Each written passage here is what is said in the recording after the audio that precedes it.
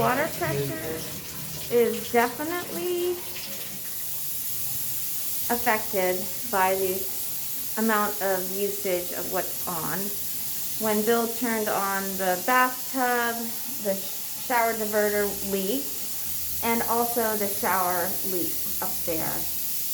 So this should, well, Bill's going to tell us what to do, but just so you could see, there was a leak from there, a leak from there. The owner has replaced that from our video, remember, yesterday or Monday, with a new handle, but I would think it would need to be done by somebody.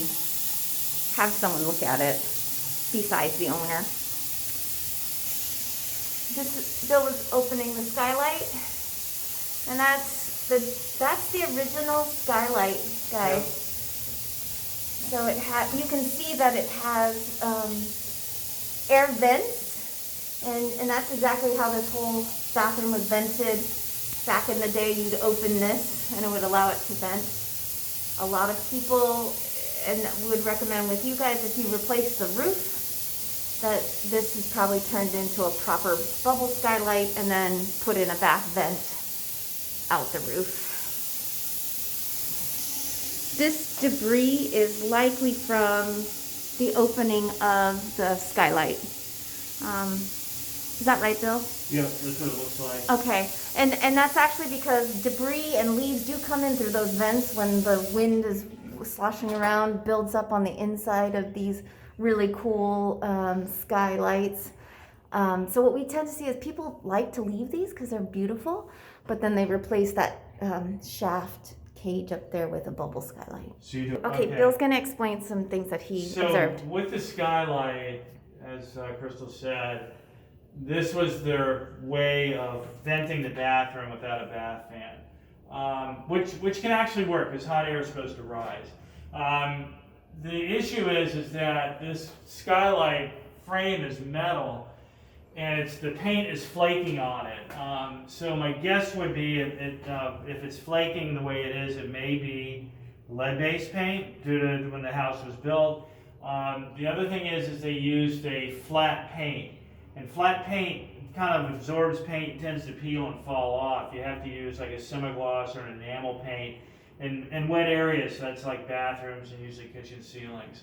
So one of the things I would recommend here is having someone, you may, if typically anything built prior to 1978, you have to get a lead paint certificate anyway. That's something I don't do, but there's usually labs that'll do it.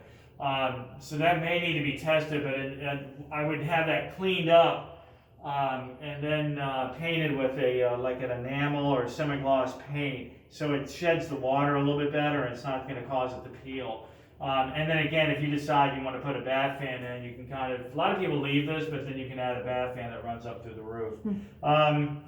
So as Crystal said, people have been working in here, and a plumber needs to come in here and fix these issues, because so the way that the tub works is you turn the water on here, and then you shift the water to the shower head by turning this valve, which is really loose. So when this is turned all the way on, the shower works, but the problem is not all the water is being diverted up through the shower head. So a plumber needs to come in and just they need to make sure these valves are tight. The tub spout either needs a new gasket or needs to be replaced. And same with the shower head, that either needs a gasket or will need to be replaced as well, so it's functioning the way it should. The other thing in here, you have ceramic floors, which is good. They look like, from what I can see, they're in pretty decent condition. Yeah. The tub walls are all functioning, but there is some areas that need to be regrounded. It looks like a repair might have been done right here.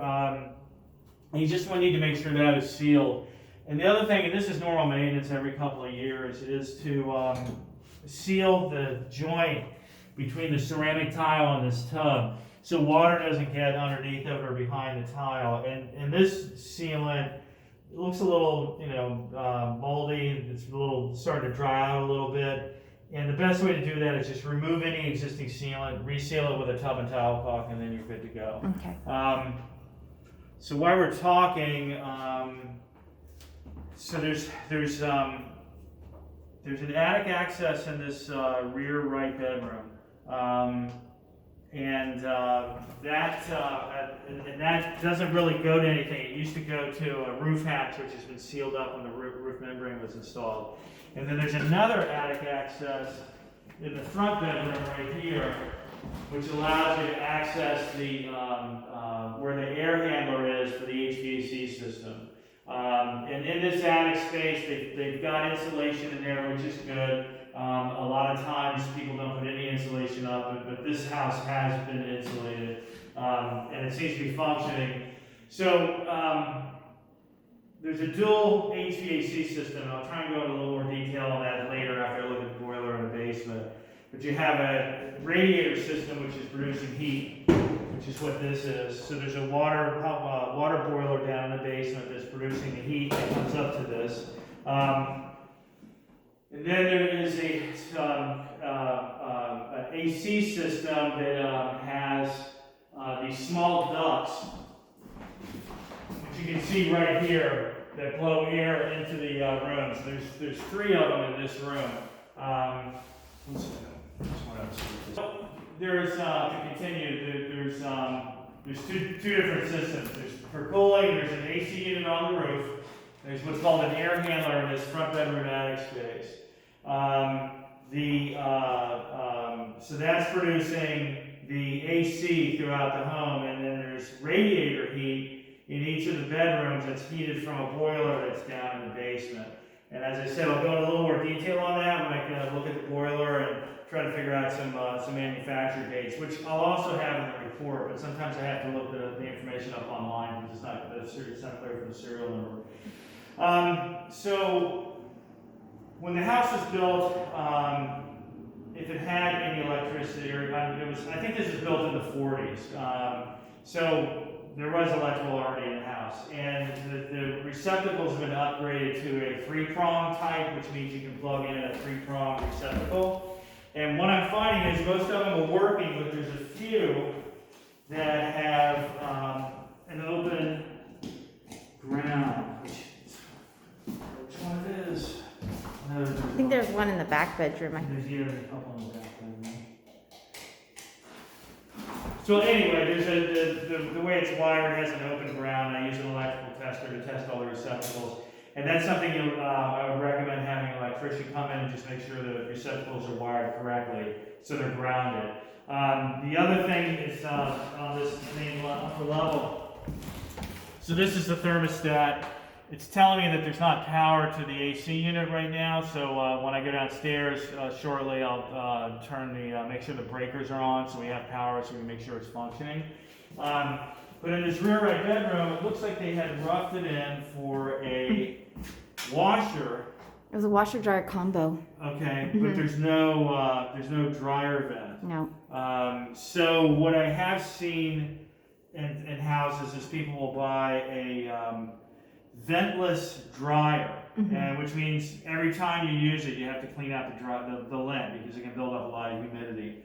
The only other issue is there's no power to this receptacle right now. Okay, no power to that. Yeah, so I guess this was the stat. Maybe that's what's out in the yeah, shed. They had one in the basement too, and so I think they took both of them out because people, the agent got feedback from a bunch of agents saying take them out because they're confusing to people. Oh, okay. Yeah. All right. I know. So let's demonstrate a window so you can see how they work. So these,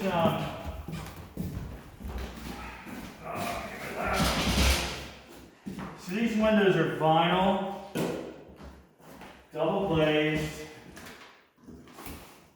double hung windows that tilt out. So double glazed meaning there's 2 panes of glass on either side, so you don't have to get storm windows.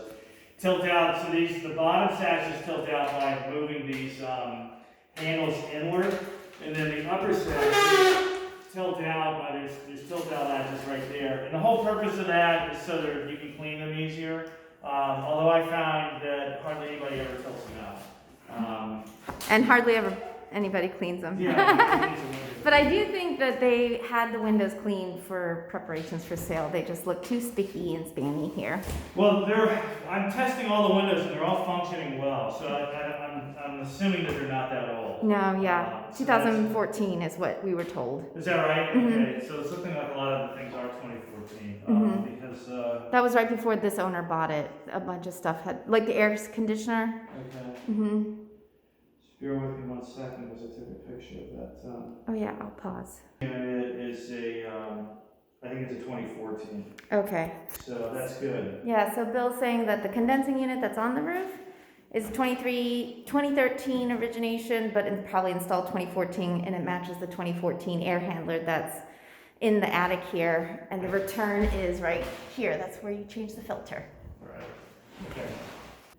Bill and I are just lamenting about how dirty that filter is, so it needs to be changed once a month, I think. Yep, every 30 days. And I bet that hasn't been changed in 8 years. No, maybe. I'd say several years. I mean, He says several it's years. got like a It's gross. coat of dust on it. Needs to be changed. All right, so I'm gonna take this before I forget it.